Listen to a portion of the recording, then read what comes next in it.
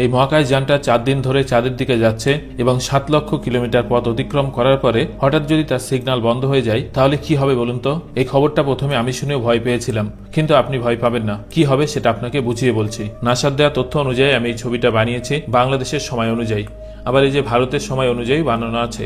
যাই হোক, এই বাংলাদেশের সময় অনুযায়ী দেখুন, এখানে খেয়াল করুন, সোমবার রাত মানে 6 তারিখ সোমবার, সেই দিন রাতে আপনার 12টা 45-এর সময় চাঁদের কাছাকাছি পৌঁছাবে। এই যে লুনার ফ্লাইবাই বিগিনস, অর্থাৎ চাঁদের একদম কাছে পৌঁছে যাবে। তারপরে দেখুন এই নিচের দিকে সকাল 4টে 47-এর সময় সিগন্যাল লস হবে, অর্থাৎ এই সময় এই মহাকাশ যানটা চাঁদের পিছন দিকে চলে যাবে।